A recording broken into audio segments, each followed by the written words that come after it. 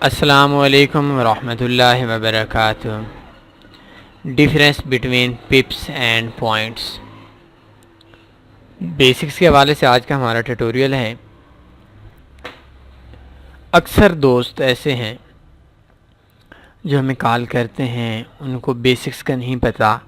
Already जो लोग हमें देख रहे हैं, जो लोग हमें सुनते हैं, जिन लोगों को फॉरेक्स की बेसिक्स का पता है, उन लोगों के शायद इतना ज़्यादा काम काज का ट्यूटोरियल नहीं है, लेकिन बेहतर है आप सुन लें। आपको शायद कोई ऐसी चीज़ आपके जहन में बैठ जाएगी जो पहले आपके जहन में नहीं होगी। पिप्स क्या है, पॉइंट्स क्या है।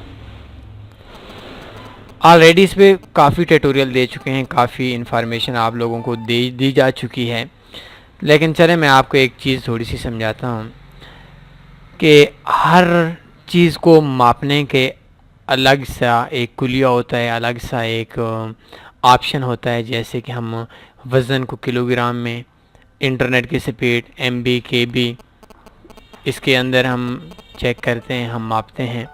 इसके अलावा हमारे पास जितने भी हैं, किलोमीटर में फासले को किलोमीटर के अंदर हम मापते हैं। तो हर चीज़ को मापा जाता है एक निज़ाम बनाकर। तो सेम इसी तरीके से, बिल्कुल सेम इसी तरीके से हमारा जो ऑनलाइन शोबे के अंदर जो फॉरेक्स बिजनेस है, इसको हम मापते हैं पिप्स और पॉइंट्स से। तो पिप्स क्या है, पॉइंट्स क्या है।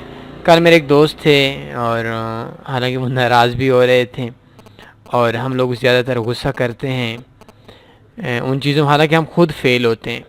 तो हमने एक स्ट्रेटजी दी थी, तो वो कहते हैं कि भाई आपने ये जो स्ट्रेटजी थी, ये 200 पिप की स्ट्रेटजी, आपने 20 पिप दी है। मैंने कहा यार आप पहले, आपको पता है पिप क्या होता है, पॉइंट्स क्या होते हैं। कहते हैं मुझे सब कुछ पता है।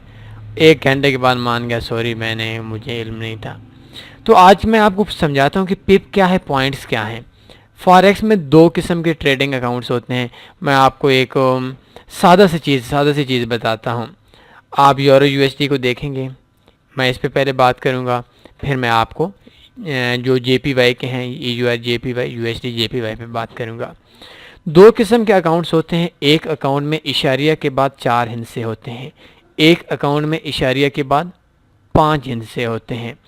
जो 4 हिस्से हैं, उन 4 हिस्सों को पिप बोलते हैं, और जो लास्ट वाला आखिरी जिसके अंदर 5 हिस्से हैं, उसके अंदर आपका जो अकाउंट है वो पॉइंट्स में शो हो रहा होता है।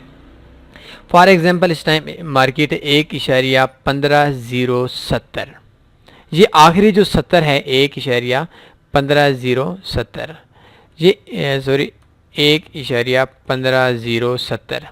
अब 2 किस्म के अकाउंट होंगे, आपको मुख्तलिफ ब्रोकर्स में मिलेंगे। जो स्टैंडर्ड अकाउंट होंगे ज़्यादातर उनके अंदर 4 हिस्से होंगे 1.1570 इशारिया के बाद। कुछ अकाउंट्स ऐसे होंगे, सॉरी इसके अंदर 5 हिस्से होंगे, और कुछ अकाउंट्स ऐसे होंगे जिनके अंदर यूरो USD के 4 हिस्से होंगे। जो 5 हिस्सों का अकाउंट है, उसके अंदर जो पहले 4 हिस्से हैं वो हमारे पिप हैं, और आखिरी जो ये जो ज़ीरो है, ये ज़ीरो 1 से लेकर 10 तक जाता है।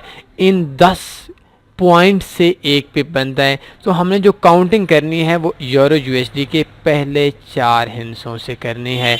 आखिरी हिस्से जो हैं उनको हमने पॉइंट के हिसाब से कैलकुलेट करना है। 10 पॉइंट्स का एक पिप बनता है। अब जिन अकाउंट्स में कुछ इंस्टा फॉरेक्स है, उस ब्रोकर के अंदर कुछ अकाउंट्स ऐसे हैं जिनमें 4 हिस्से होते हैं, ये ज़ीरो आखिर में नहीं होता। तो जिसके अंदर ये 4 हिस्से हैं यूरो USD के, आखिर में ज़ीरो नहीं होता, उसके अंदर फुल पिप काउंट होते हैं, पॉइंट्स काउंट नहीं होते। और जिनके अंदर यूरो USD के 5 हिस्से होते हैं, उनमें आपके सामने पॉइंट भी हो रहे होते हैं, और आप लोगों के सामने पिप्स भी शो हो रहे होते हैं। इसके अंदर अब आपने समझना है कि आखिरी जो हिस्सा है ये पॉइंट्स हैं, और इससे पहले इशारिया के बाद जो पहले 4 हिस्से हैं ये पिप्स काउंट होंगे। फॉर एग्जांपल मैं आपको एक चीज़ समझाता हूँ कि अभी देखें, मैं कोई ब्रोकर ओपन करता हूँ, ये देखें FBS का अकाउंट है, और 1510 5 1511 4, ये तकरीबन 1 पिप हमारे पास स्प्रेड आ रहा है। तो जब हम अकाउंट्स ओपन करेंगे ना या कहीं देखेंगे, तो ये होगा कि यार आपका जो अकाउंट है ये तकरीबन 100 पिप्स है, ये 100 पिप्स हमें, या 100 पॉइंट्स होते पॉइंट्स हैं, लेकिन हमें सामने 100 आएगा, तो जो हमारे 10 आएगा। इधर जो हमारे पास हैं ये 1509 7 और 1510 7, 1507 7 माइनस 1506 7, 1508 7। अब देखें 1.1508 7,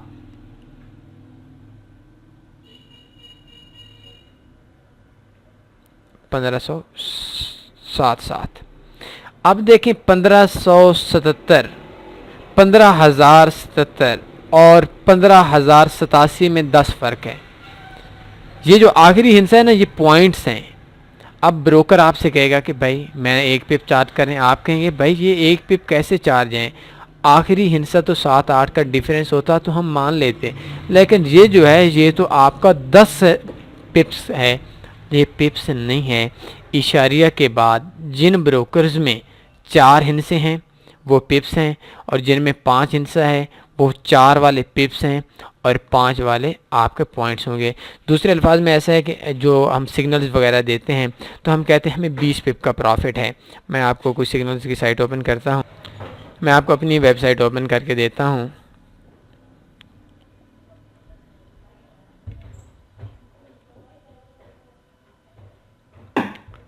सिग्नल्स, धनी फॉरेक्स सिग्नल्स। अभी देखें मैं कुछ सिग्नल्स का रिज़ल्ट देता हूँ। देखें देखें देखें देखें देखें देखें EUR USD का कोई मिल गया तो बेस्ट होगा। ये देखें 1490 पे लगा और 1530। ये जो आखिरी पॉइंट्स होते हैं इसके अंदर हमने काउंट नहीं किए। अगर ये 1490 के बाद आखिरी हिस्सा होता ना 1 2, ये सेंट ये सॉरी जो हमारे पास हैं, ये हमारे पास पॉइंट्स होते हैं, तो पॉइंट्स के हिसाब से तो वो ये 9000 बन जाता या 900 बन जाता।